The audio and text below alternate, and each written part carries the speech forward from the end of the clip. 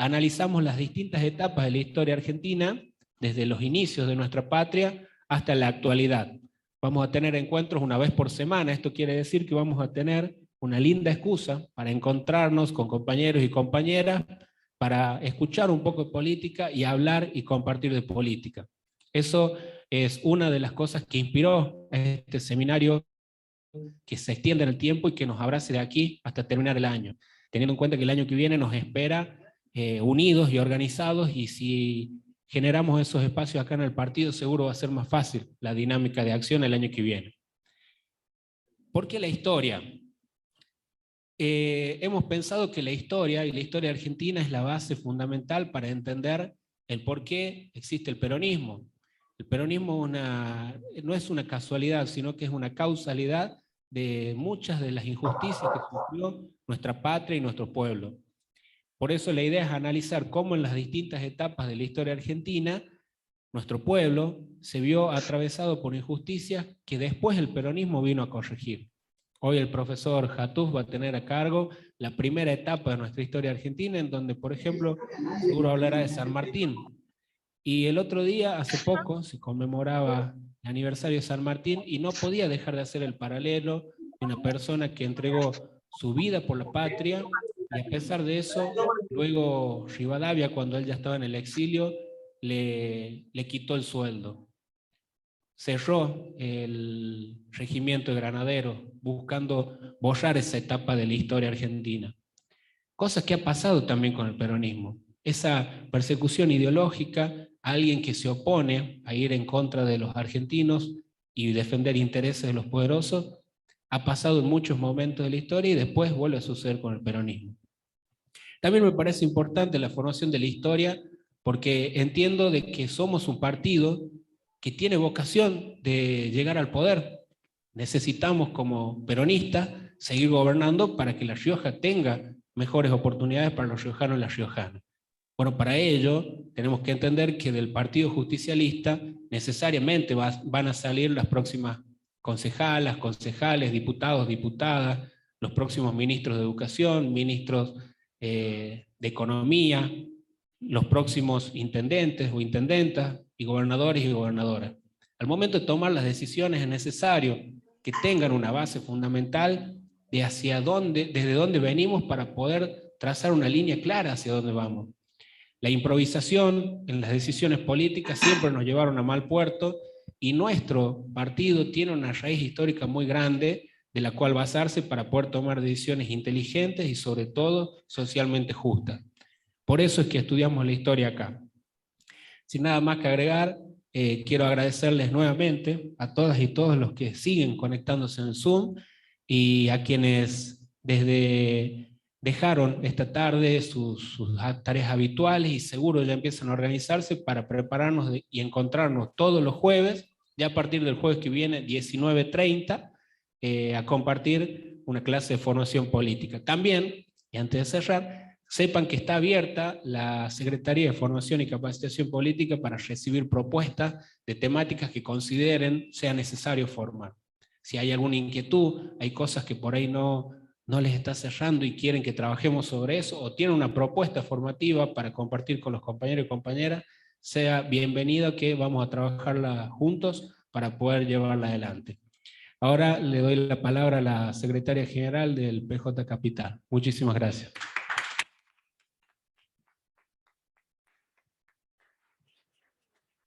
¿Tiro el cable? No, no se va a salir. Bueno, buenas tardes para todos, para todas, todos los que nos están viendo ahí. Lo estoy viendo a nuestro secretario general que se conectó por Zoom. Ponga cara feliz, así nos saluda acá. Bueno, la verdad que es muy bueno que nos podamos reunir desde la virtualidad, desde la presencialidad. También hay en departamentos que se están juntando de a grupos, y eso está bueno porque quiere decir que nuestro partido tiene vida, tiene actividad, está con una dinámica que nos convoca, que nos referencia. Y fíjense en qué importante es que podemos tener hoy un espacio como este, que nos ayuda a que aprendamos entre todos y entre todas más del peronismo, ¿no? Que la verdad, como decía Facu, que antes que nada quiero que le demos un aplauso a Facu, que fue papá recientemente, y con toda su responsabilidad estaba permanentemente pensando en todo este seminario que se hacía, porque lo viene proyectando hace un montón de tiempo, y cuando nos tocó hacernos cargo del Consejo Departamental, el primero que trajo la propuesta de qué vamos a hacer desde el partido fue Facu, que ya lo tenía súper pensado, y lo primero que dijo es: yo quiero abrirlo, no tan solo que se haga en Capital, sino que se haga en la provincia, y funcionó muy bien porque tenemos un montón de compañeros y compañeras inscriptos para hacer el seminario, y creo que eso es lo que nos está pidiendo también nuestro presidente del partido, ¿no? Ricardo viene diciendo hace mucho tiempo que tenemos que trabajar en unidad y que tenemos que tener la generosidad de poder hacer parte a todos y a todas quienes quieran sumarse a la vida partidaria. Y de eso se trata, poder hoy tener un partido normalizado, que es lo que ha sucedido en este corto tiempo que justamente tenemos a lo largo y a lo ancho de la provincia actividades. Justamente Miguel está conectado ahí en el Zoom porque está en Chepes, porque están asumiendo todos los compañeros del Consejo Departamental, que también pido un aplauso grande a todos los compañeros que asumen esa responsabilidad. El departamento Rosario Vera Peñalosa, que de verdad es muy importante porque, como decía Facu, de acá estamos formando, de acá estamos motivando, de acá estamos conociendo a quienes después van a ser nuestras referencias, y esto en cualquier franja etaria y en cualquier parte de la provincia. Cualquier persona que se forma parte del movimiento, pero también cualquier persona que sea. Fíjense que Perón decía que los cuadros políticos para él eran las personas que sabían de los temas, pero que podían llevar a la práctica acciones para que transformemos la realidad de la gente. Y de eso se trata, ¿no? De complementar lo que puedo saber con lo que puedo hacer y realmente generar acciones que puedan ser transformadoras. Y desde ese lugar son estos espacios, que el partido...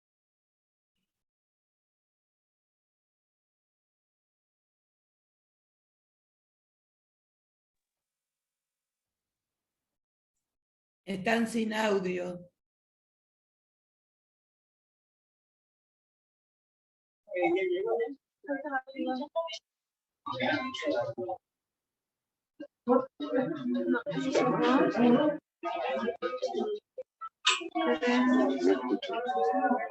¿Me escuchan? ¿Quieres cambiarlo de acá?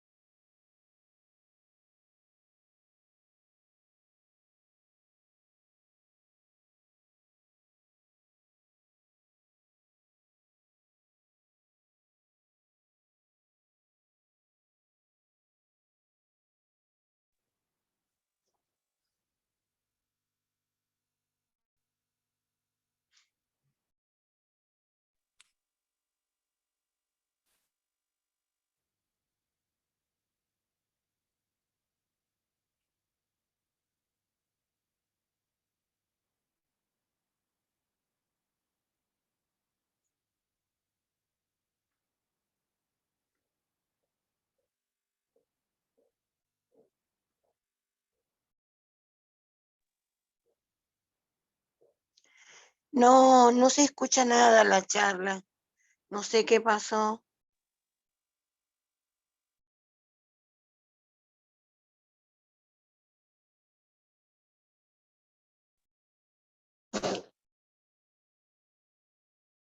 Luz, Luz, perdón, están sin audio.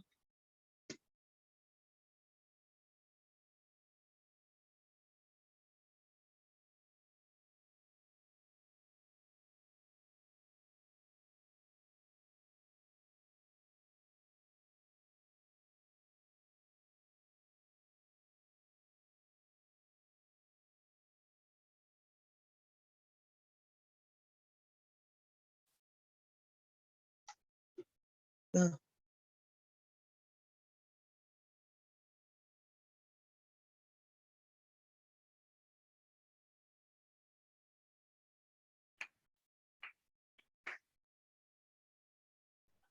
Bueno, le damos la palabra al secretario general, Miguel Galeano, que se encuentra en Chepes. Miguel, ¿nos escuchás?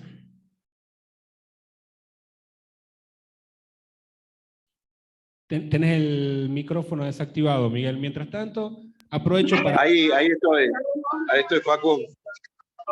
¿Me escuchás ahí? Bueno, Facu, saludo grande para Luz ahí y el equipo, la verdad que maravilloso verlo. Y mira, vamos a tratar de hacer esto. Si me puedes habilitar el micrófono de acá, ¿lo puedes habilitar? Estamos con todos los compañeros y compañeras, no sé si me escuchan ahí. Estamos con todos los compañeros y compañeras acá en Chepes y desde la capital en este momento se está llevando adelante el lanzamiento del seminario Nuestra Argentina. Está la compañera Luz Santangelo, el Paco, ¿quién más está? Porque no...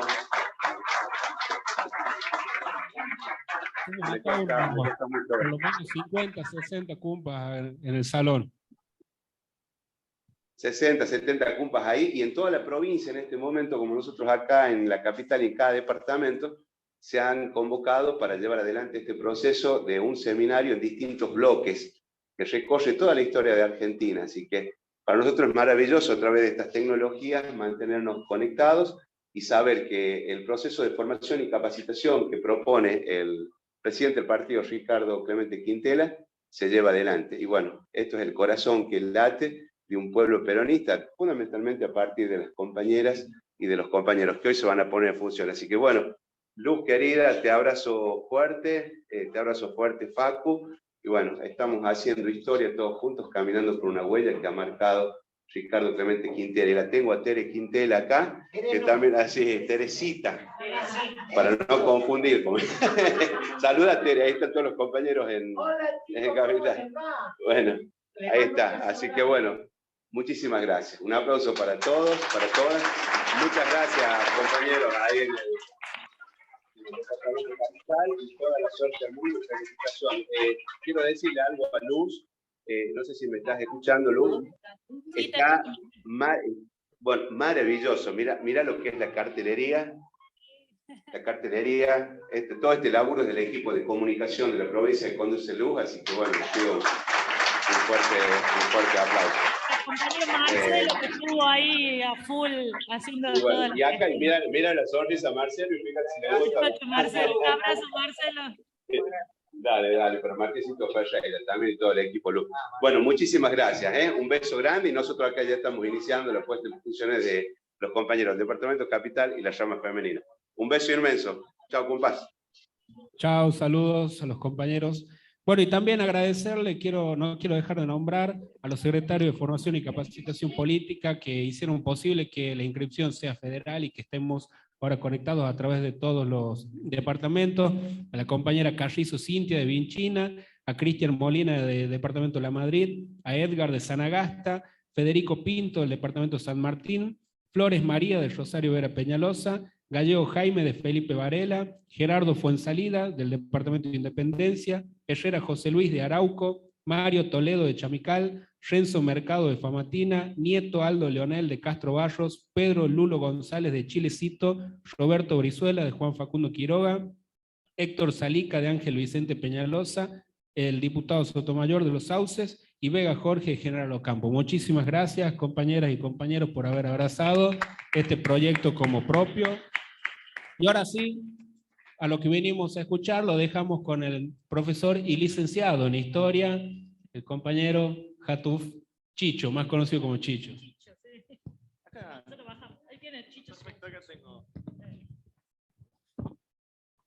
Perdón, Chicho, antes que yo me despido porque tengo que ir a clases a la uni, que volví este año y tengo que cumplir con eso también, así que muchas gracias a todos.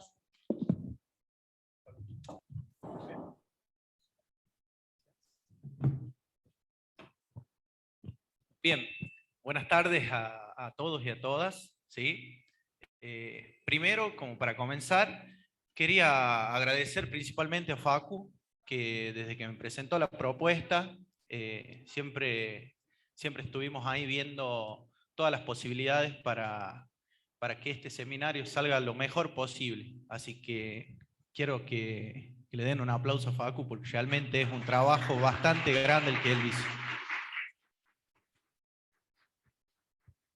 Bien, este seminario principalmente vamos a ver cómo comienza, ¿sí? Cómo comienza la historia a partir de la Revolución de Mayo. ¿Sí? Vamos a trabajar esa parte para ver cuáles fueron los caminos principales que tomaron estos hombres tan revolucionarios y estas mujeres también tan revolucionarias, que también lo vamos a ver, porque dentro de la historiografía se ha escondido mucho el rol de la mujer en el tema de la Revolución de Mayo y han actuado en los campos de batalla, sirviendo y trabajando en conjunto para que esta revolución se pueda dar, ¿sí? Principalmente vamos a comenzar, ¿sí? Ahí con el Power.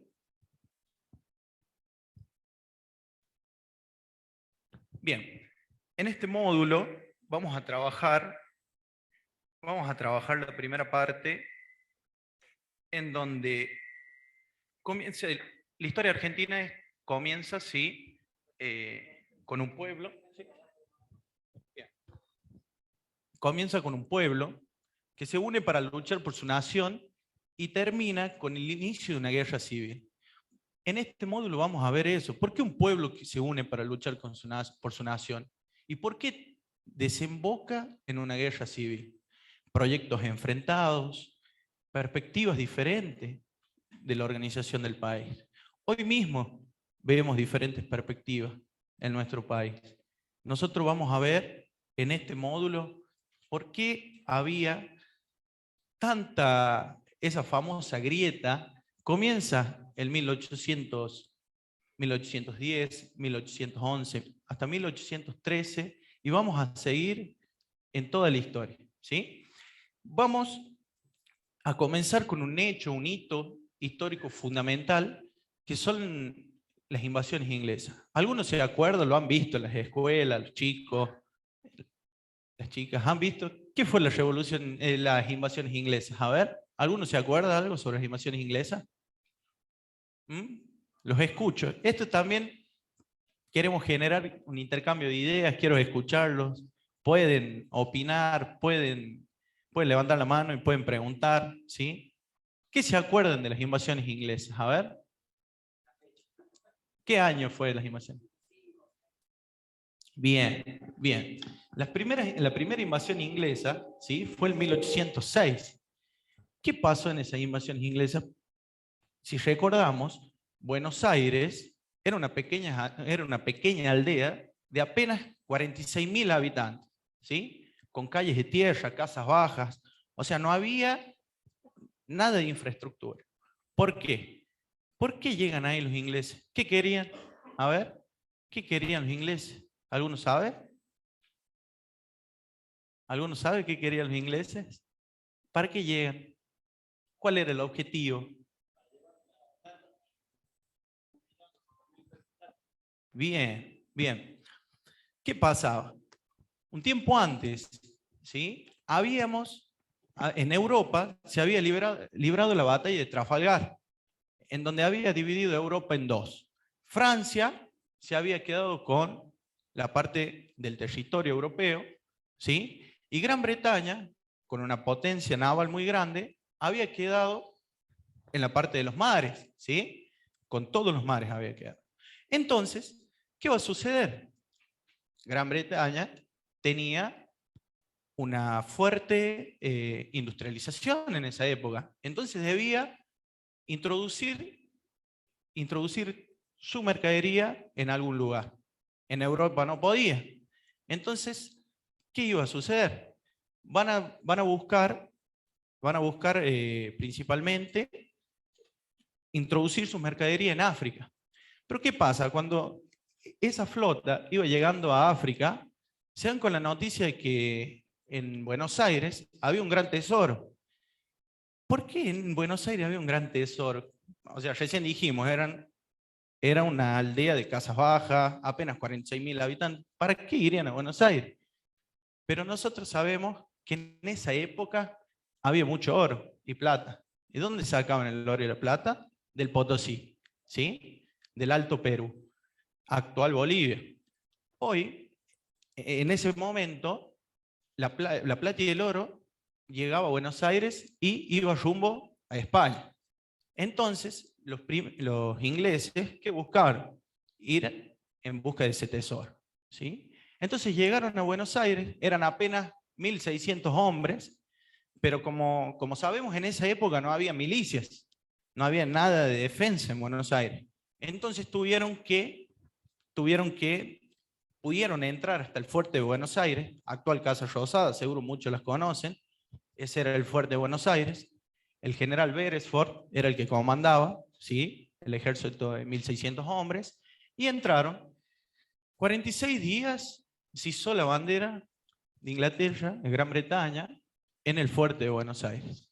Y el gobierno lo tomó el gobierno Beresford. En esa época, el virrey era Sobremontes. Era el virrey Sobremontes. ¿Pero qué hace? El virrey se entera de que habían llegado los ingleses y se va rumbo a Córdoba con el tesoro. No quería proteger al ciudadano, no quería proteger a nadie. Él solamente buscaba proteger ese tesoro que tenía.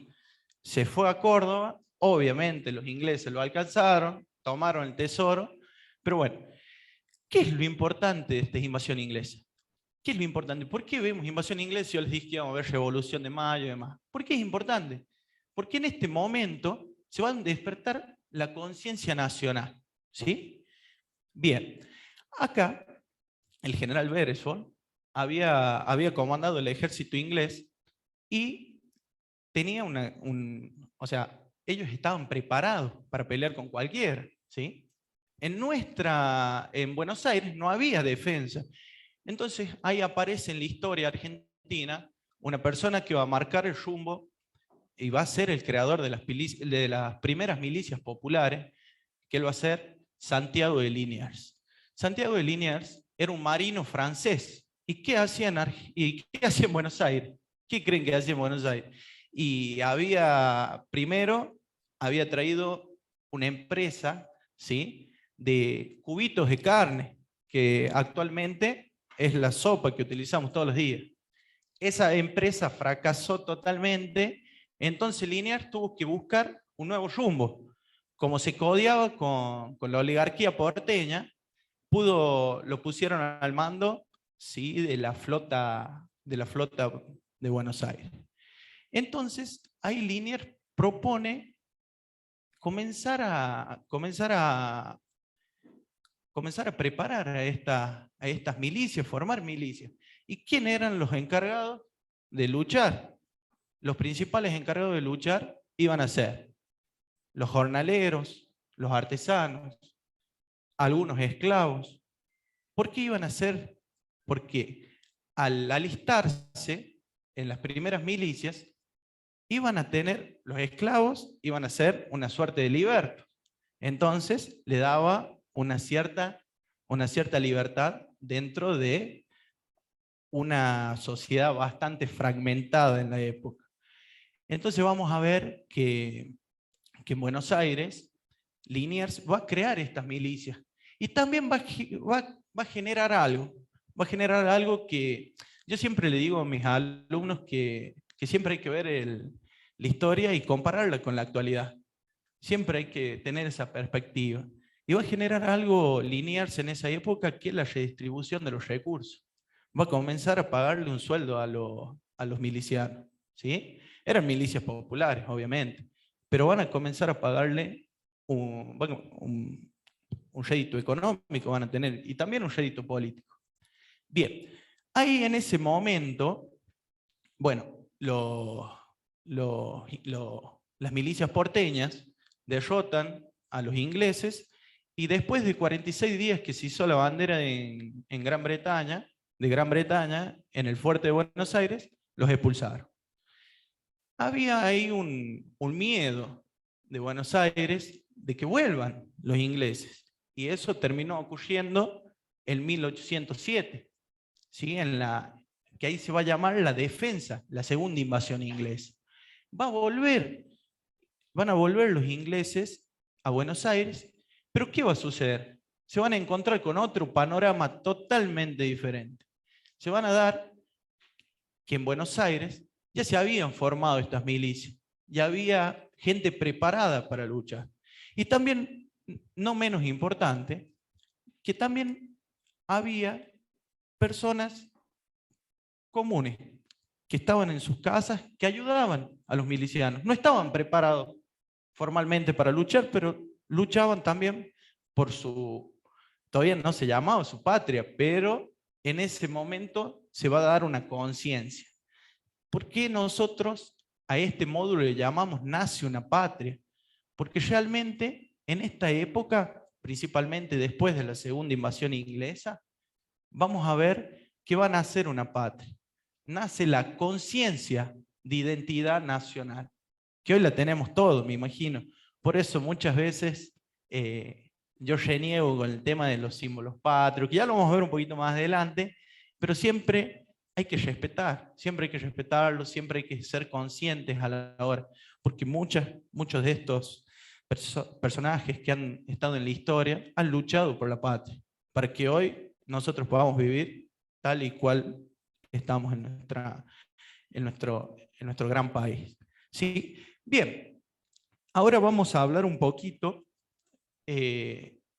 ya habiendo sucedido esto de las invasiones inglesas en 1806 y 1807, que se va a llamar la reconquista y la defensa. ¿Sí? Ahí principalmente vamos a destacar el actuar de Liniers en estas dos batallas, en estas defensas del territorio. En esa época era el virreinato del Río de la Plata, ¿sí? Cabe aclarar.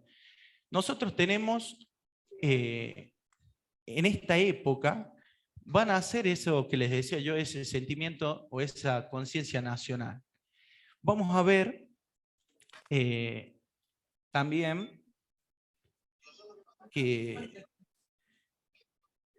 en Buenos Aires, ¿sí?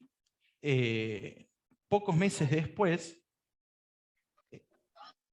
el pueblo se defiende en la calle y también hay muchos mitos de esa defensa, ¿sí? Nosotros veíamos ahí algunos mitos como por ejemplo que tiraban aceite caliente, pero ese es un mito, porque para la época era muy caro tirar aceite caliente de los balcones, pero que sí, cada esquina era una barricada y que cada casa era una trinchera, eso es verdad. Se defendían con todo lo que tenían para expulsar a los ingleses. Entonces, buscando defenderse, el 13 de mayo de 1800,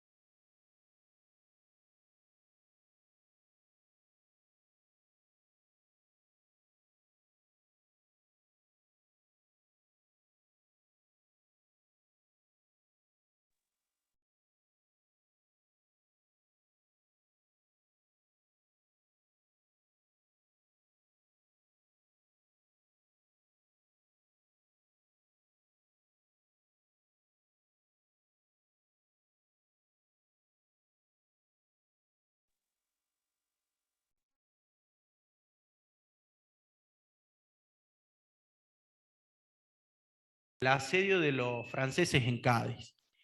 Exigieron, ahí los criollos con esta noticia, dicen, acá es nuestro momento. Ya se había despertado esa conciencia nacional, esa patria que decimos ahí, y piden un cabildo abierto.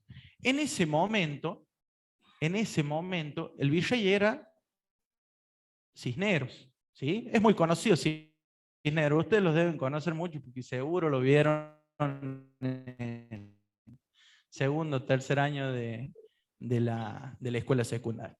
Cisneros llega al poder debido a que anteriormente el Cabildo lo había elegido a Liniers, el héroe de la reconquista y la defensa en las invasiones inglesas.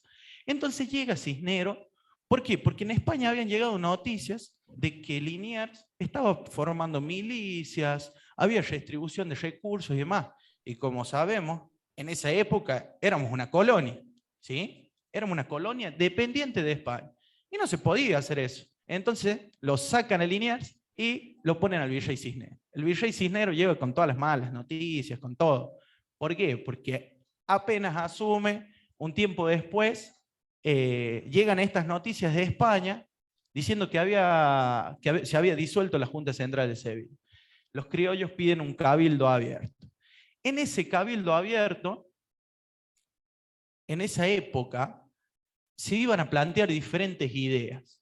Hoy tenemos todos diferentes ideas. Obviamente siempre vamos con nuestras ideas en conjunto, vamos a plantearnos hacia dónde ir, ¿sí? En esa época también había diferentes ideas. Había ideas conservadoras, había ideas un poco más revolucionarias. Hubo un debate el día 22 de mayo de 1810, hubo un debate en el cual se plantearon diferentes ideas. Una de las ideas fue la del obispo Louet, que en esa época él dijo, hay que seguir resistiendo y dependiendo de España. ¿Por qué decía que había que seguir dependiendo de España? Él tenía esa postura. Obviamente, si vamos al plano religioso, él era un obispo de la época, entonces seguía siendo fiel a la corona española. Entonces vamos a ver que él tenía una postura netamente conservadora de la época. De ahí tenemos otras posturas, como la de Castelli. Castelli decía que había que tener una revolución total, que no importe nada, vamos con todo. Y de ahí había posturas moderadas, ¿sí? Había posturas moderadas que buscaban sí dejar de depender de España, pero paulatinamente, que no se dé en forma tan revolucionaria. Bien, ¿qué va a pasar? Ahí en ese momento, en el 25 de mayo de 1810, se da el primer grito de libertad, ¿sí? Pero van a suceder hechos de diferentes índoles. Anteriormente a que se dé el 25 de mayo, esta formación del primer gobierno patrio, Cisneros va a buscar seguir en el poder a toda costa. Cisneros quería seguir en el poder a toda costa. Entonces, el 22 de mayo se da este debate y luego Cisneros, ya cae el virreinato, pero Cisneros se pone como presidente de una primera junta, entre comillas, ¿sí? Que obviamente no es válido para nada. Luego, el 25 de mayo, ya los criollos, un poco enojados por la situación, van a ir al cabildo y van a dar el sí a esta revolución. Vamos a tener en este momento a Castelli, a Belgrano, a Mariano Moreno. Vamos a tener grandes pensadores, vamos a ver Mariano Moreno, Belgrano, van a tener ideas que no eran tan moderadas, eran ideas mucho más revolucionarias en esa época. Mucho más revolucionarias. Por ejemplo, Belgrano venía de las ideas, venía de la Revolución Francesa, él había estudiado abogacía en España y venía empapado con todas esas ideas de libertad, igualdad y fraternidad, ¿sí? Entonces venía con muchos nuevos ideales. Luego, a partir de esa primera junta, ¿sí? Esa primera junta de gobierno, en 1810, vamos a tener este primer, entre comillas, todavía no teníamos independencia, ¿sí? No había independencia. pero sí nos habíamos iniciado este proceso de independencia con esta primera revolución, con esta revolución de mayo, ¿sí? De 1810.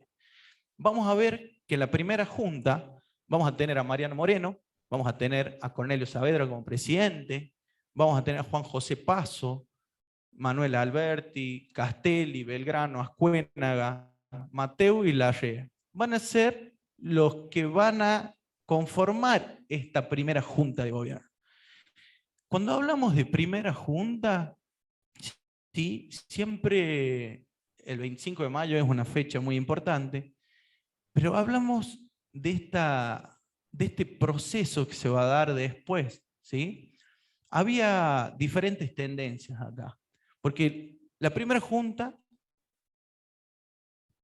digamos como que ya nos dividimos de España, nos separamos en cierta forma, pero acá va a suceder un problema, como en todo y siempre sucede, va a haber problemas internos. Va a haber problemas internos en la Junta. Va a haber posturas diferentes. Como les decía, en el debate del 22 había posturas diferentes, había posturas moderadas, conservadoras, revolucionarias. En esta época también, en este primer gobierno patrio también, va a haber diferentes posturas.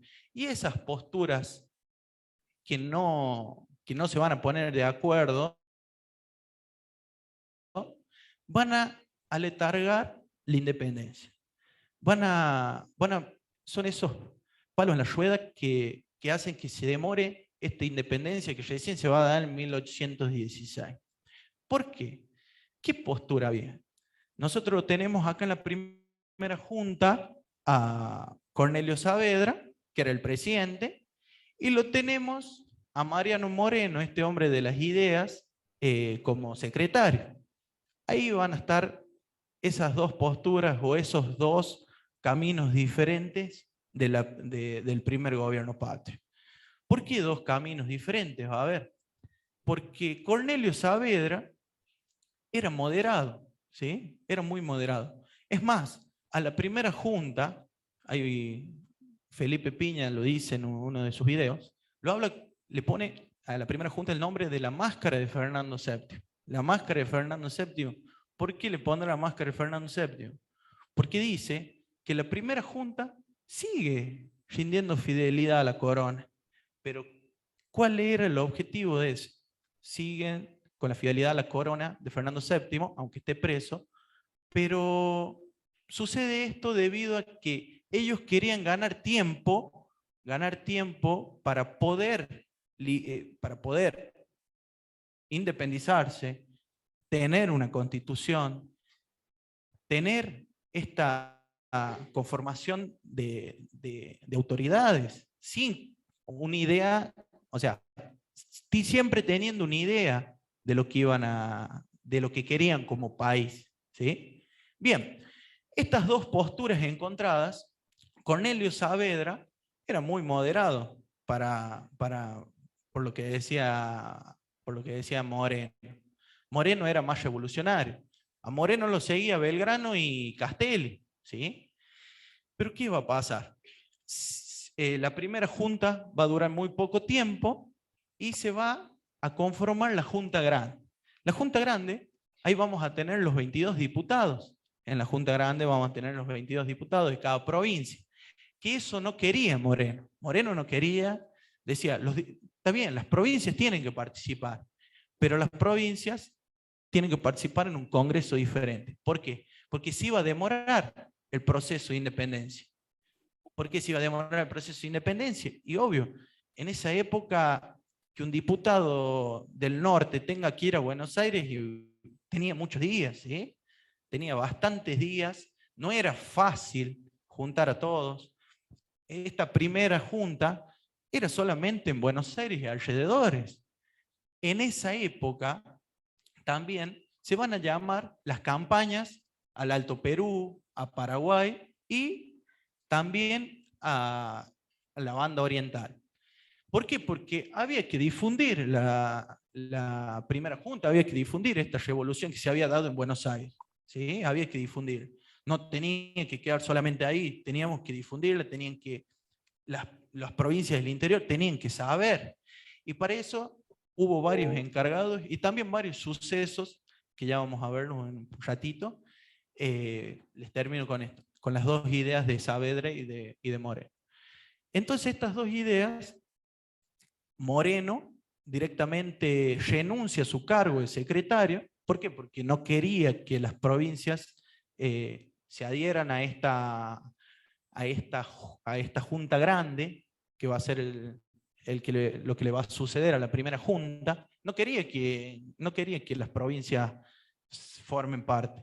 Entonces va a renunciar. Pero no es que Moreno no quería que formen parte, como les dije recién, por un capricho, sino porque iba a demorar el proceso revolucionario. Ellos querían que se junten en una junta, pero no en Buenos Aires, porque era cuesta arriba que todos los diputados puedan llegar. Cuando Moreno renuncia, ¿sí?, a su cargo, es encomendado a realizar unas acciones diplomáticas en Gran Bretaña, ¿sí? Pero ¿qué va a pasar? Muere en alta mar, por razones totalmente desconocidas. No lo sabe la historia. Y también hay algo que siempre recalco, porque él cuando viaja encomendado a realizar esas acciones diplomáticas, habían quedado en Buenos Aires su esposa y su hija, ¿sí? Luego le va a mandar cartas que nunca llegan, nunca las leyó, nada. Mariano Moreno fue una persona de muchos ideales, y en ese momento que él muere parte de la revolución. Muere parte de la revolución.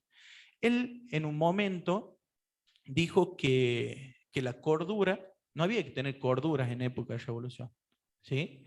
Había que ir contra todo, había que ser revolucionario, había que cambiar. O sea, él quería la libertad, quería libertad para todos, ¿sí? Bien, ahí en ese momento vamos a ver que salen diferentes campañas al Alto Perú, ¿sí?, a Paraguay y a la Banda Oriental. Al Alto Perú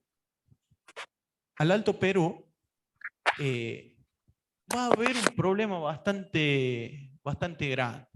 ¿Por qué? Porque en el Alto Perú había, cuando iban camino al Alto Perú a informar sobre la revolución y demás, en Córdoba se dan con que había un foco revolucionario, ¿sí?, realista, porque habían quedado, y estaba en ese foco revolucionario Liniers.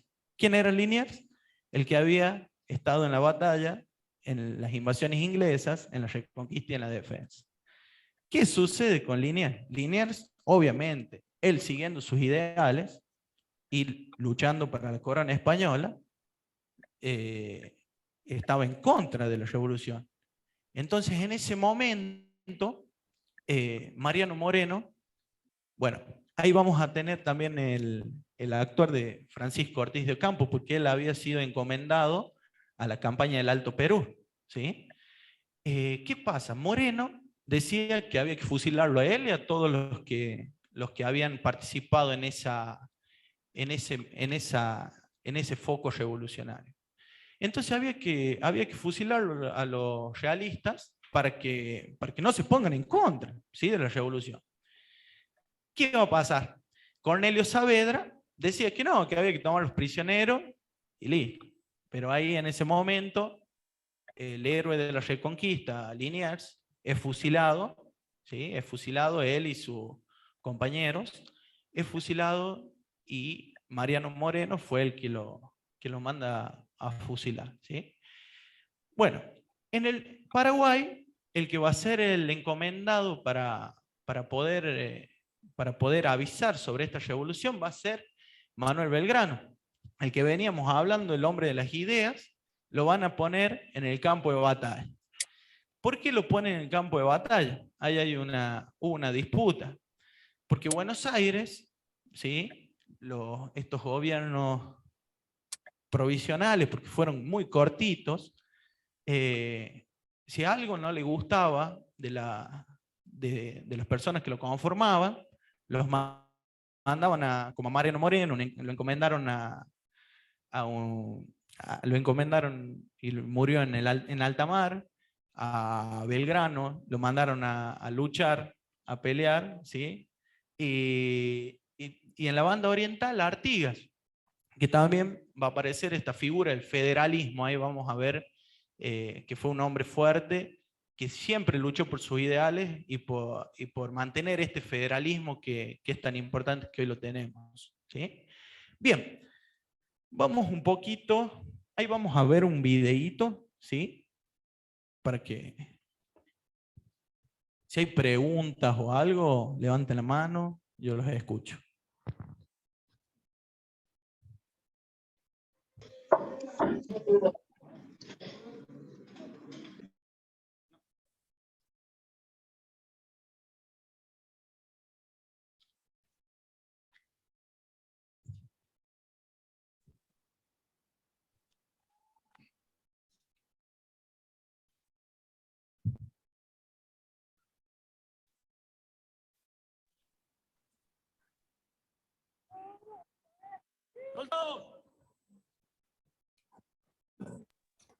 Todos y cada uno de ustedes conocen el esfuerzo y dificultades por las que hemos pasado. Por acá. Pero nunca es suficiente.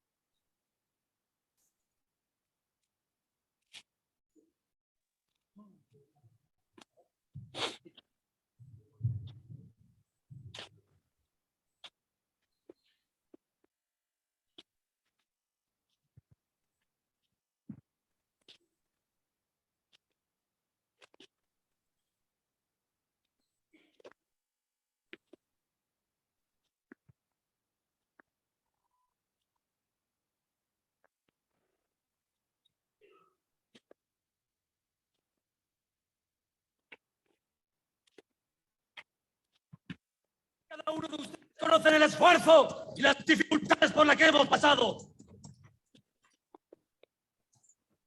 Llegar hasta aquí es bastante, pero nunca es suficiente.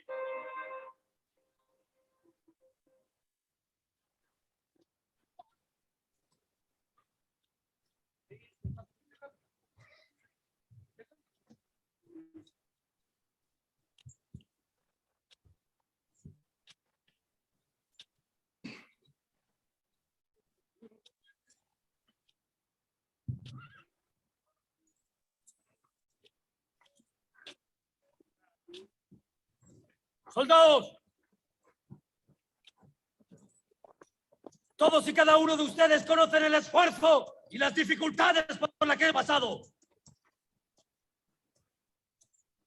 Llegar hasta aquí es bastante, pero nunca es suficiente. El enemigo espera, y espera bien armado, señores.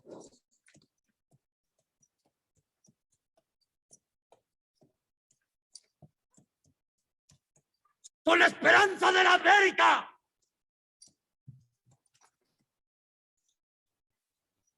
Todos y cada uno de ustedes lleva consigo lo más importante, la libertad. 300 años de masacre y de barbarie tiñen nuestra tierra de sangre. Pero hemos venido a decir basta. ¡Se acabó!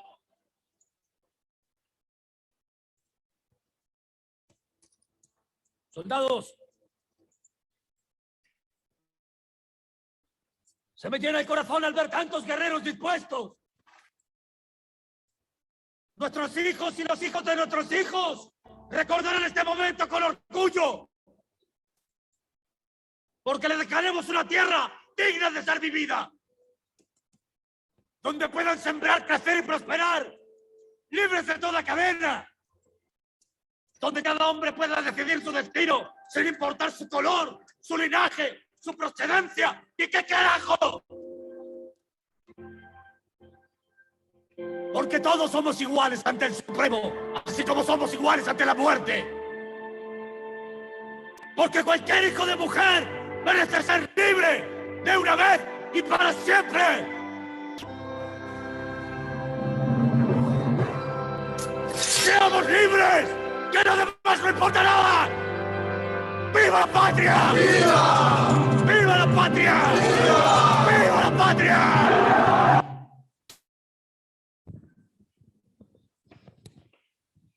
Bien, ahí más o menos pudieron ver un videíto de San Martín cuando los arengaba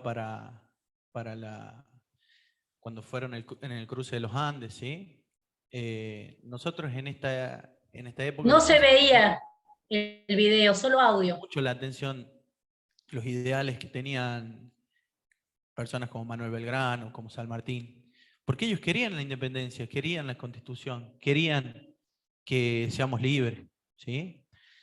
A partir de estos hechos, Belgrano va a tener que, como les dije antes, va a tener que ir al campo de batalla, va a ser encomendado al Ejército del Norte. En ese momento Belgrano va a luchar, ¿sí?, en diferentes batallas, va a ganar, va a perder, pero nosotros vamos a ver que él nunca se va a dar por vencido. El Ejército del Norte los habían realmente destrozado en la batalla de Huaqui, y vamos a ver que Belgrano se hace cargo, y ahí en esa época se va a dar un hecho también importante para Belgrano y para todo el norte, que va a ser el éxodo jujeño. Después de perder esa batalla, la población de Jujuy va a tener que caminar 250 kilómetros en 5 días, porque se venían los realistas del Alto Perú y venían con mucha fuerza, querían tomar todo el territorio, querían volver a tomar todo el territorio. Entonces, lo que va a suceder en esa época es que Belgrano va a ser partícipe de este éxodo jujeño y se van a situar en Tucumán. ¿Qué va a pasar? Como en el Alto Perú venían estas fuerzas realistas, había que defenderse. Pero Buenos Aires, en ese momento, quería que se defienda Buenos Aires. Belgrano se había situado en Tucumán. Buenos Aires lo llama para que se repliegue hasta Córdoba, pero Manuel Belgrano desobedece el llamado de Buenos Aires. ¿Por qué desobedece el llamado de Buenos Aires? Ahí principalmente Belgrano buscaba defender al territorio de Tucumán. Sí, buscaba defender. Ellos le habían pedido por favor que se quede. Y Belgrano se quedó. Es más, en 4 meses rearmó el ejército, y cuando llegaron los realistas a Tucumán, en la batalla, Belgrano y el ejército les ganó. Le ganaron a los realistas en Tucumán. Luego, ya envalentonados, ya habían ganado esa batalla, se fueron a Salta. En Salta vuelve a ganar Belgrano en su batalla, y ahí siempre que yo leo o veo videos sobre Belgrano, veo la importancia de no darse por vencido, ¿sí? Obviamente, Buenos Aires, las autoridades de Buenos Aires estaban muy enojados con el hecho de que Belgrano haya desobedecido, pero también vamos a tener en cuenta la visión que él tenía sobre cómo librar una batalla. En ese momento, ya habiendo ganado la batalla de Salta, decide irse al Alto Perú, pero en el Alto Perú tiene una derrota muy grande. Él estaba enfermo, tenía paludismo, ¿sí? Era una suerte de malaria. Él escribió mucho en esas fuentes que han quedado, habla sobre el encuentro que él tuvo con San Martín. Él se vio una sola vez con San Martín, en Yatasto. San Martín había vuelto de España, ¿sí? Y se juntaron en esa época porque San Martín había sido encomendado para el ejército del norte. ¿Qué iba a pasar en ese encuentro? La verdad me hubiera gustado estar ahí para escucharlo. Pero vamos a ver dos grandes líderes de la historia, de la libertad, del compromiso hacia la comunidad, del compromiso hacia los ciudadanos. Se juntaron y hablaron sobre cómo o qué era lo mejor para la organización nacional, para organizarse, porque estaban desorganizados, o sea, hubo gobierno tras gobierno, primera junta grande con los diputados, después se concentró el poder en 3 personas, el primer triunvirato, el segundo triunvirato, en donde ya llega San Martín, derroca el primer triunvirato y en conjunto con la logia Lautaro, que lo había conformado, llevan a cabo el segundo triunvirato. Y luego van a venir los directorios, ya lo vamos a ver. En ese momento, San Martín, bueno, ahí comienza a idear también su plan continental, porque le decía a Belgrano que era imposible ganar el Alto Perú por tierra, ¿sí? Y él comienza a liderar el plan continental.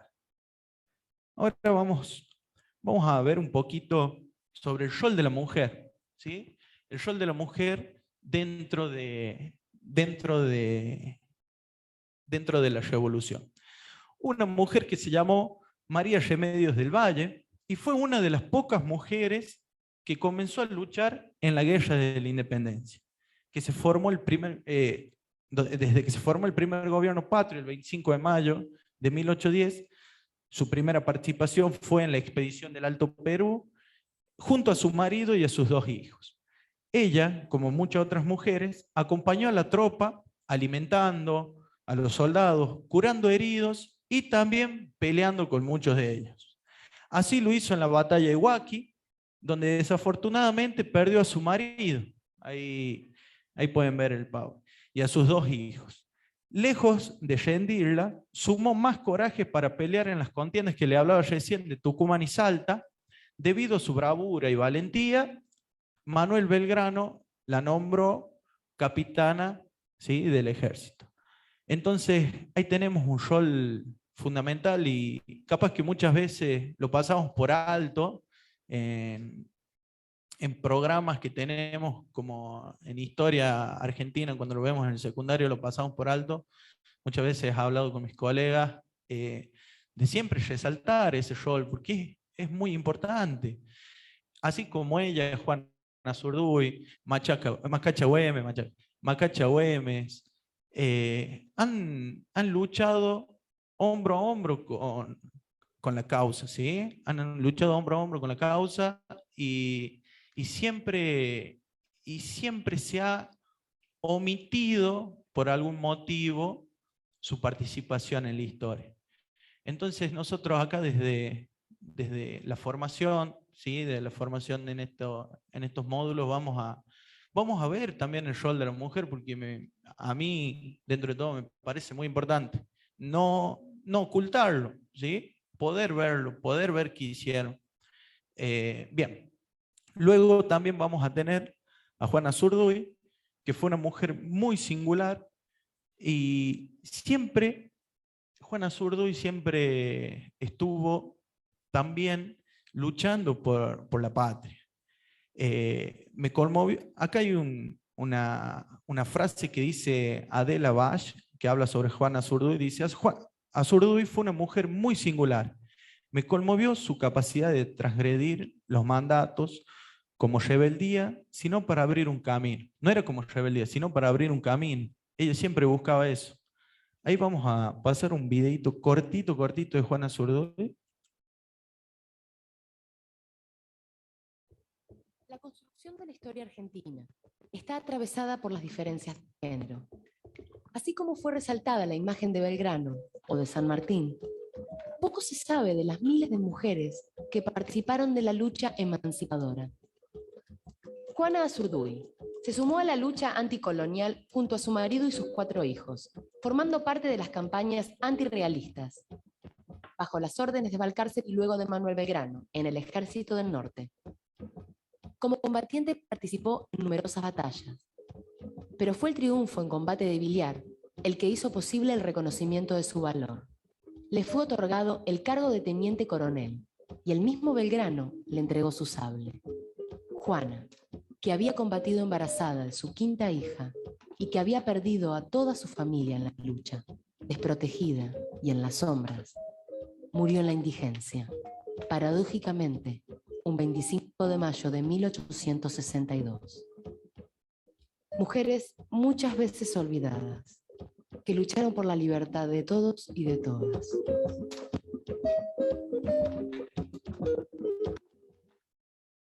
Bien, ahí teníamos un videito cortito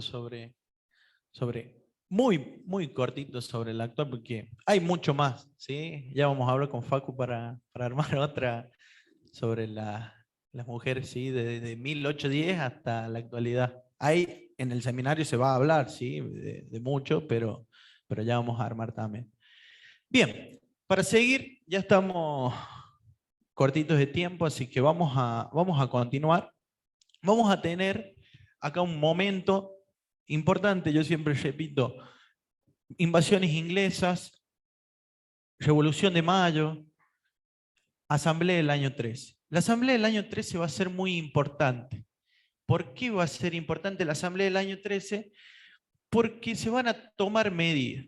Si bien los objetivos de la Asamblea del año 13 eran crear una constitución y la independencia, que no se dieron en ese momento, vamos a ver que sí se dieron algunos objetivos como aprobar el himno, el escudo, ordenar de dejar de acuñar monedas, ¿sí? Con la cara de Fernando VII y hacer el escudo de la Asamblea. También vamos a ver acá en este momento una medida que va a marcar un antes y un después, que va a ser la libertad de vientres.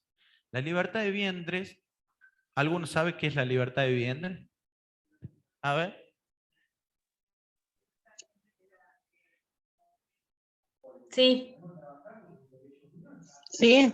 ¿Habló? La Asamblea del año 13, uno de los... Hola, ¿se escucha? Entonces, con la libertad de vientres queda abolida la esclavitud. No. Bien, muy bien. Perfecto. Hola. Hola. ¿Se escucha? Sí, Mariana, se escucha. Sí.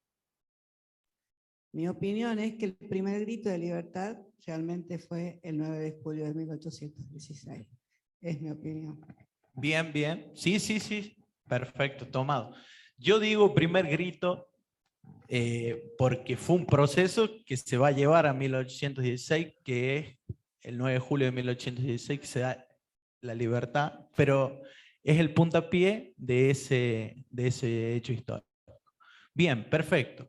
La libertad de vientres, ahí como señala los hijos de las esclavas, ¿sí? Entonces va a ser una suerte de abolición de la esclavitud. Todavía no completa. Recién en el 1853, en la Constitución, se da por completa la abolición de la esclavitud. Pero sí es el comienzo de esta abolición, ¿sí? Bien, en ese momento vamos a ver que la división dentro de la liga entre San Martín y Alvear con respecto a qué hacer ante la eventual caída de Napoleón y la vuelta de Fernando VII. Ya San Martín comienza a tener miedo de que Fernando VII vuelva al poder y esa inminente... ¿Cuál territorio iba a querer Fernando VII? Iba a ser las colonias americanas. ¿Por qué? Porque eran muy fructíferas para España.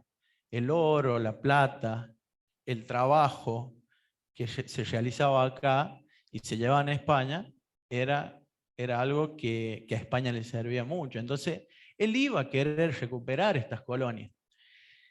Entonces, acá San Martín comienza a idear cómo o de qué forma se iba a realizar esta independencia que se da en 1816. Bien, también vamos a ver que otra de las medidas que se tomó es la supresión de los títulos de nobleza. Vamos a ver que también se suprimió el tributo para los indios, que en ese momento, bueno, son los pueblos originarios que le decimos. También prohibió importar esclavos, declaró, como les dije recién, la libertad de vientres y abolió todos los títulos de nobleza. También cambió la forma de gobierno, creó un poder ejecutivo unipersonal que se desempeñaba por una sola persona, que era el director supremo.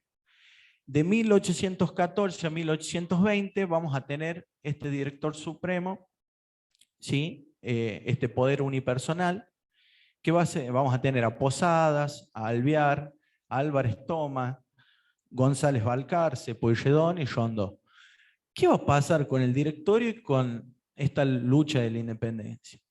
Cuando San Martín y Belgrano hablan sobre los directores supremos, vamos a ver que no había una contención desde Buenos Aires a las campañas libertadoras, ¿sí? Se buscaba... hay testimonios en los que se dice que realmente Manuel Belgrano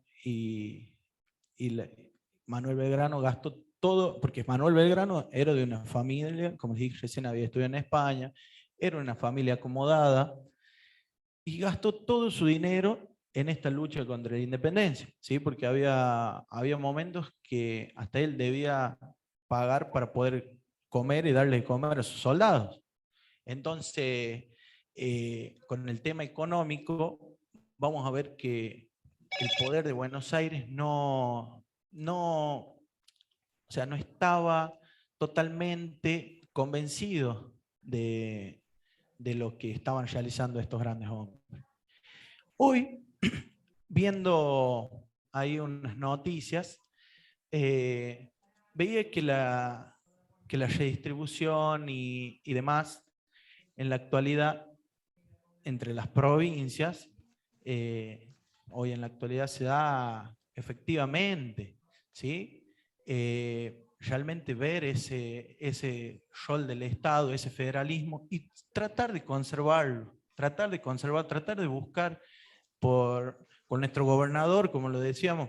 Yo soy militante de la JUP y realmente creo que el federalismo, que nuestro gobernador lucha porque se mantenga ese federalismo que muchas veces se le quitó a nuestra provincia, ¿sí? Por una causa u otra, los ingresos no eran tan grandes y demás. Yo la verdad creo en esta causa, ¿sí? Creo en que principalmente esta lucha por el federalismo, más adelante el próximo módulo vamos a ver la lucha de unitarios y federales, vamos a ver cuál fue el rol de cada proyecto, ¿sí? Vamos a indagar un poco sobre eso.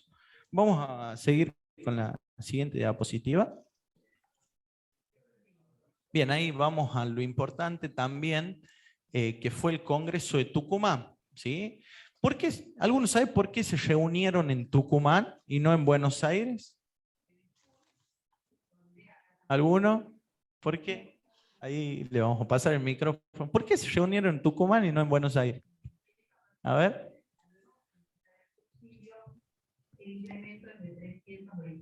Para lograr la descentralización, porque realmente todo lo que se hace en Buenos Aires estaba todo centralizado, digamos. Entonces, para lograr la descentralización y poder dar comienzo al federalismo, se juntaron en Tucumán los de la primera junta. La provincia incluida La Rioja. Muy bien. Gracias. Ahí veíamos que teníamos en 1816 un plano muy difícil, ¿sí? Porque Fernando VII ya había vuelto a su poder, entonces iba a querer volver a tomar el control de las colonias. Entonces, en el plano interno, por problemas económicos y regiones que no reconocían la autoridad de Buenos Aires, porque había problemas también con la población originaria, ¿sí? Había problemas, por eso no reconocían la autoridad. Y en el plano externo, porque Fernando VII volvió a España y quería castigar a todos los americanos envueltos en los gobiernos surgidos tras su ausencia. Entonces ahí en el Congreso de Tucumán se toma la principal medida, que es declarar independencia el 9 de julio de 1816, y también se discuten otros temas, como siempre, como les venía diciendo desde la Revolución de Mayo, iba a haber diferentes temas en pugna, como por ejemplo se discute las formas de gobierno, y va a haber diferentes propuestas a la hora de discutir la forma de gobierno. Algunos decían que era positivo para la conformación, ¿sí?, de una monarquía constitucional. Querían una monarquía constitucional a cargo de un príncipe europeo, ¿sí? Y también se decía que se quería una monarquía constitucional también a cargo de un inca. También se hablaba sobre esa perspectiva.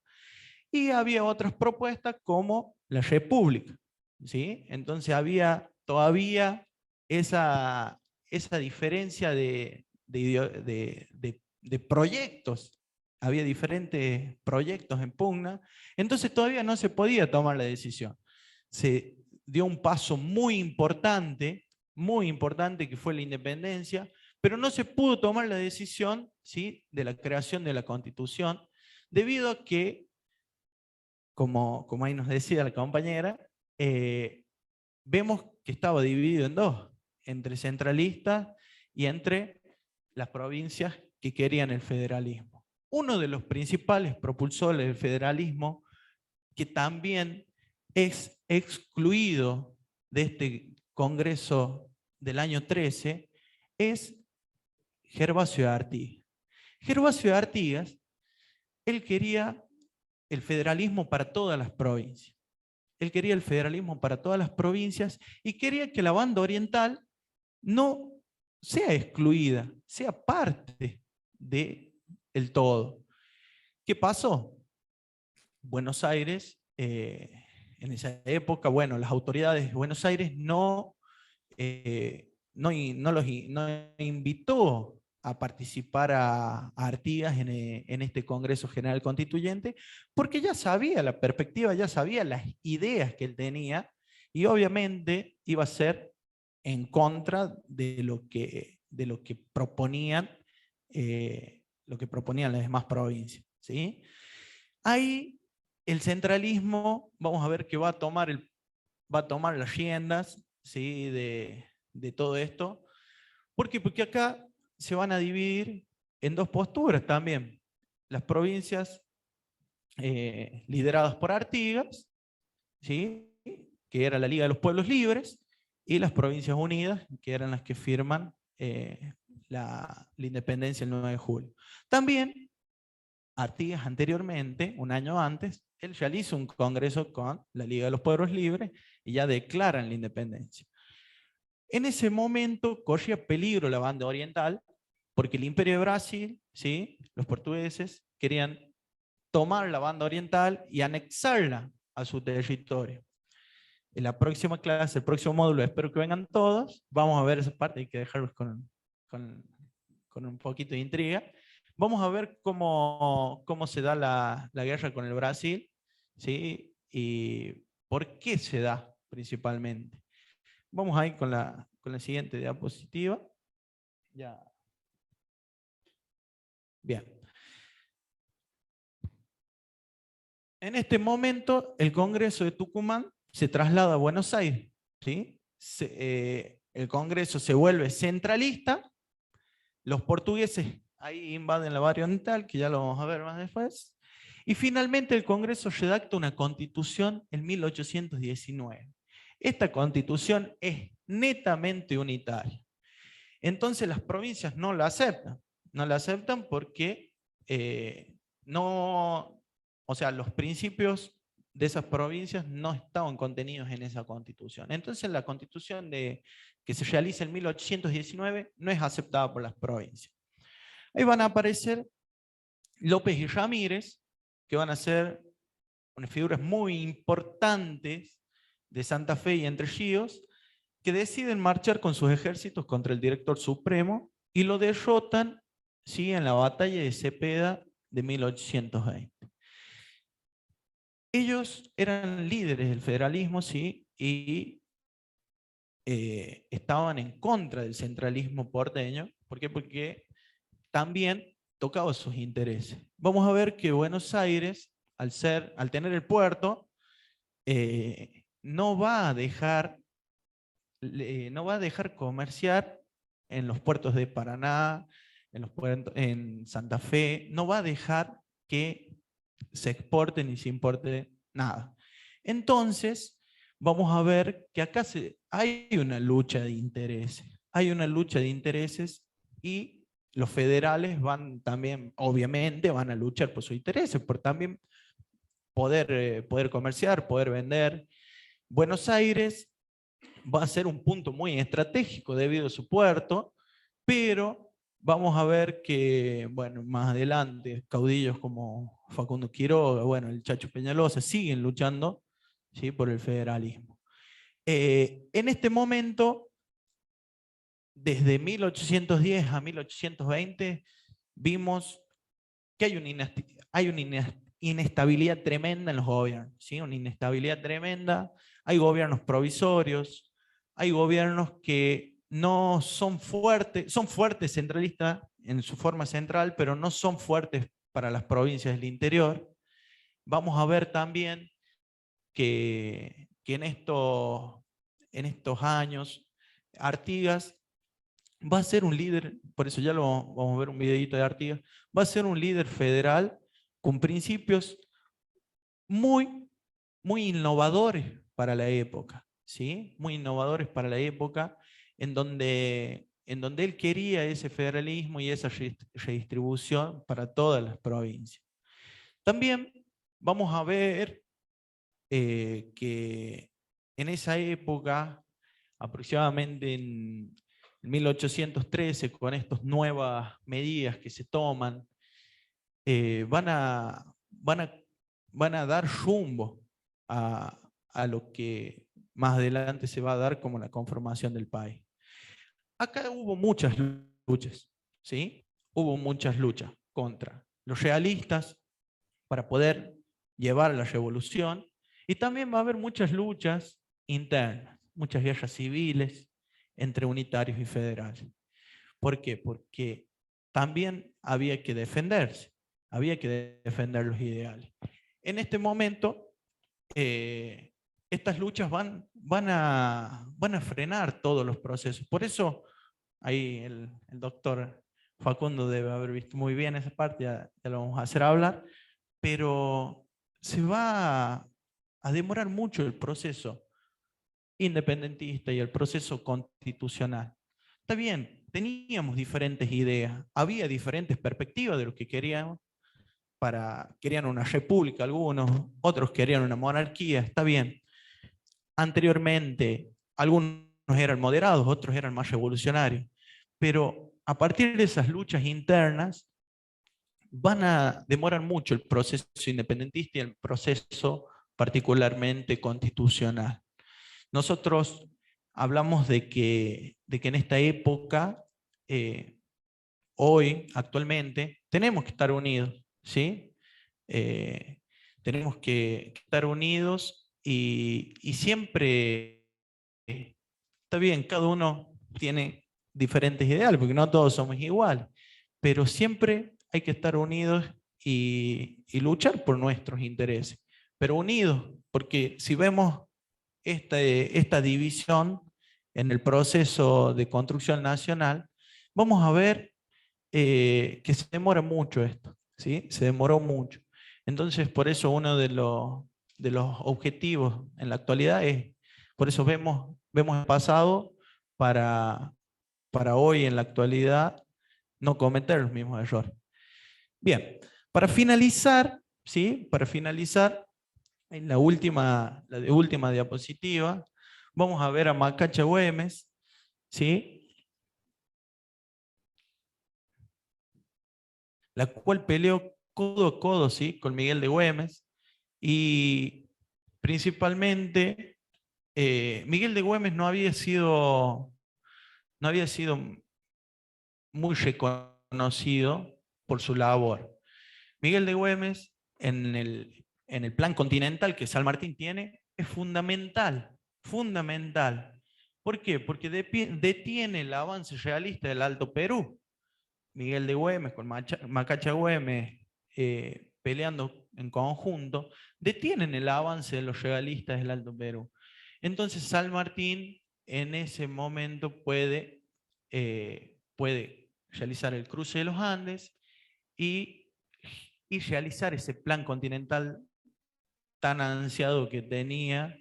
Tuvo casi un año para liberar Chile, pero pudo realizarlo. Costó, obviamente que costó, pero pudo realizarlo.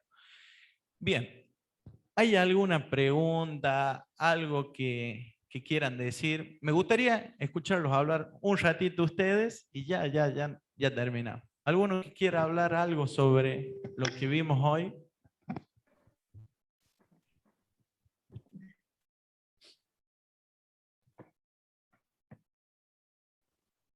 Hola. Hola, yo lo que quería decir es que me siento muy identificada con la reivindicación que se está haciendo actualmente de la lucha de Miguel de Güemes, porque realmente ha sido un héroe. Y bueno, y ahora felizmente está debidamente reconocido. Y creo que aportó mucho Pacho O'Donnell y otros historiadores en hacer realidad, en reconocer el real aporte de Martín Miguel de Güemes. Gracias. Y ahí nombra una línea nacional, incluso anterior a la Revolución de Mayo, y nombra San Martín, Belgrano, Rosas, ¿sí? Aparte, o sea, los federales. Después Irigoyen y él.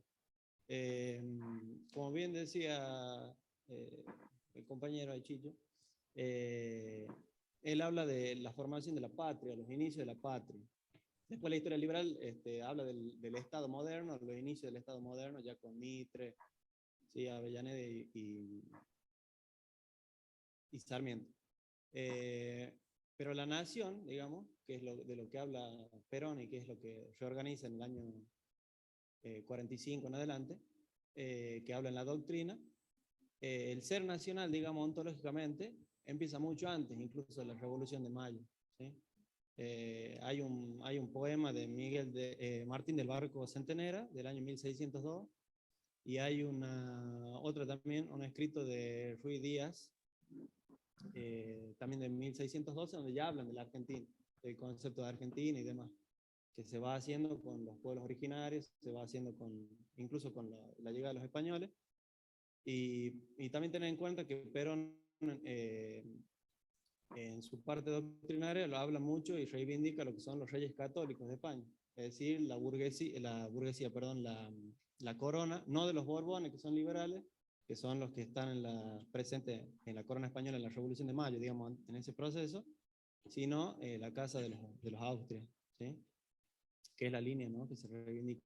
Está muy bueno tener en cuenta eso porque en la Revolución de Mayo siempre están esas dos miradas que son las que siempre se enfrentan, ¿no? Nuestro enemigo, si se quiere, hasta por herencia, es Inglaterra, ¿no? Y uno hereda tanto de los pueblos originarios como de España un legado católico, ¿no? En el caso de Inglaterra son anglicanos, tiene otra. Religiosamente estamos en la vereda contraria, ¿no? Pero estaría muy bueno que vean, si pueden, el video ese y esa explicación, porque, bueno, como siempre, general muy sintético para la apreciación. Ahí lo podemos poner en la plataforma que ya vamos a pasar con Facu. Ahí también, sí. No tan bien explicado como el compañero, pero sí me parece que queda claro en lo que planteaste estas dos vertientes y en cuál estamos nosotros, está clarísimo, y me parece que en eso hay que trabajar. Y bueno, el aporte que hizo de él es impresionante, podemos poner el video para analizarlo después, la plataforma, por supuesto, pero queda claro, y hay que insistir en esto, y no sé, celebro tu esperanza de que podamos recuperar eso de estar juntos, no recuperar, ir hacia el camino de estar juntos, pero va a ser muy difícil, porque una parte, cuando habla de grieta, hay una parte que mira hacia afuera y otra que miramos hacia adentro, porque ese es nuestro movimiento peronista, y ese es el legado que tenemos. Es difícil pensar en lo otro, ¿no? Lo que sí me parece que tiene que haber un compromiso de difundirlo, de decirlo, y que todos estos jóvenes que están acá puedan llevarlo a sus propios compañeros y no terminen pensando en estas cuestiones que nos empiezan a rodear como mejor a esto que tenemos. Eso. Muchas gracias. Por Zoom también tenemos compañeros y compañeras. Algunos, si quiere aportar algo, ahí le podemos habilitar el micrófono. Antes, ¿algún otro compañero? Ay, compañero.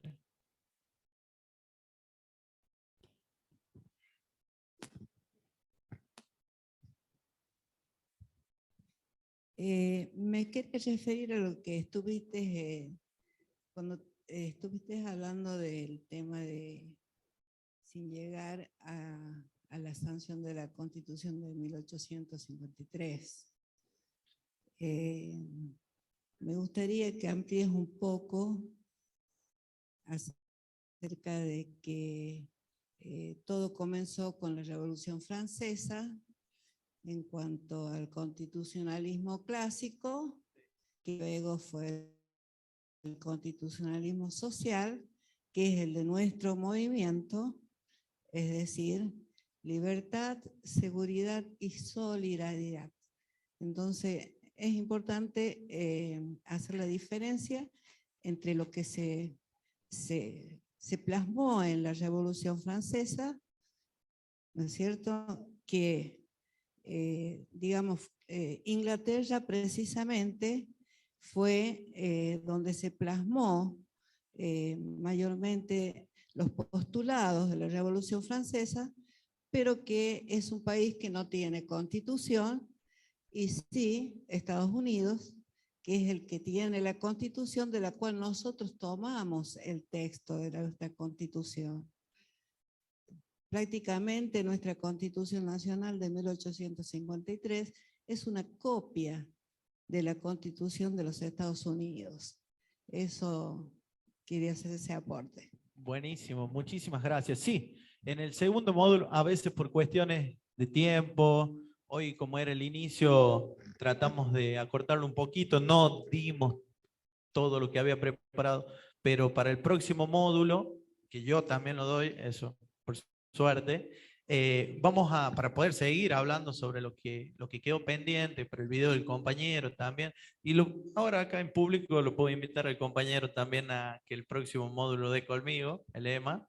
Disculpe, sí. Profe, creo que la compañera Marta Salinas quiere hacer un aporte en el Zoom, sí. ¿Puede ser? Sí, sí. Tiene que activar el micrófono, compañera.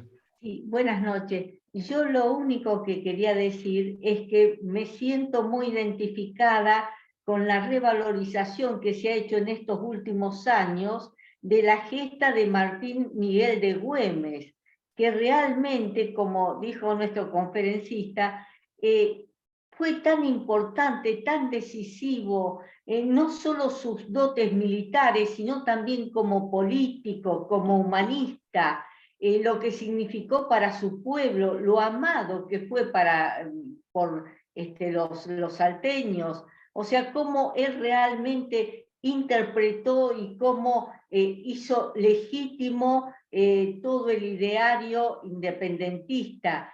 Por eso me siento muy identificada con esta actual valoración y reconocimiento que se está haciendo al aporte decisivo y maravilloso de Martín Miguel de Güemes. Y quiero decirles que en mi infancia, que estuve por allí por Salta, me sentía conmovida de la presencia actual que tiene la figura y el legado de Martín Miguel de Güemes en toda la población.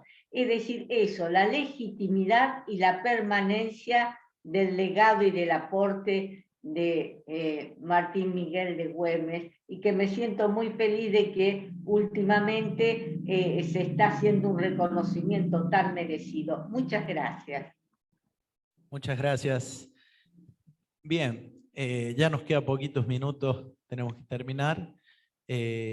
Ahí para contestarle a la compañera, el próximo módulo, sí, vamos a trabajar un poco más de este plan continental de San Martín, ¿sí? Vamos a ver eso, vamos a ver también unitarios y federales, las dos perspectivas, vamos a ver también lo que nos dijo ahí el compañero, vamos a poner ese videíto para que lo veamos y lo analicemos en conjunto y podamos, porque también está bueno escucharlo, uno aprende de todo, y con mi corta experiencia me gusta escuchar a mis alumnos, me gusta escuchar con las personas que estoy.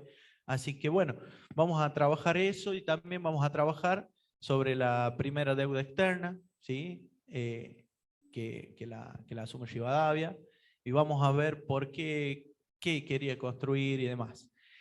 Bien, les agradezco a todos y a todas por estar presentes. La verdad es muy gratificante que hayan venido todos y todas, estar acá en esta casa de todos y todas y compartir con ustedes, ¿sí?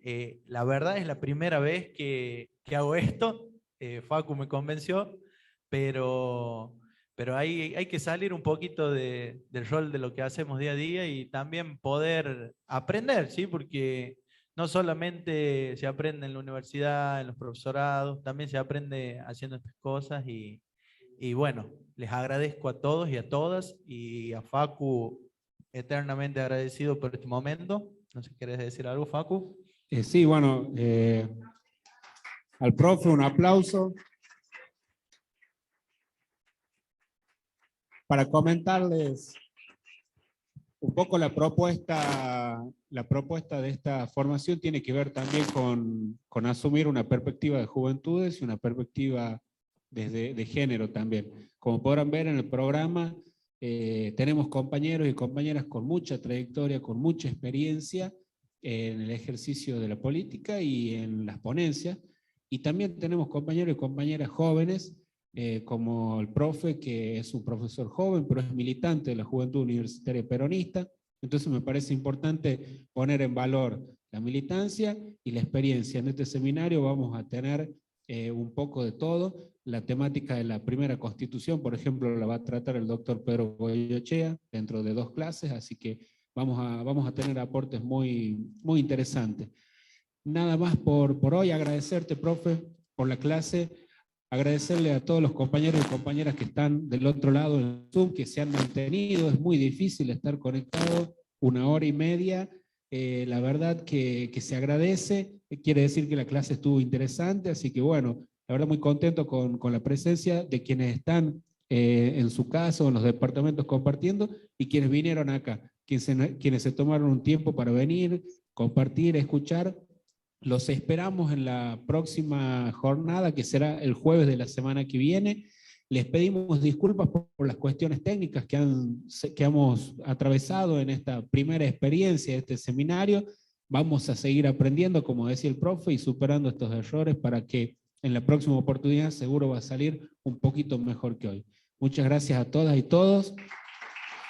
Quienes deben regresar a su casa lo hacen con cuidado, que seguro alguien los espera. Muchísimas gracias.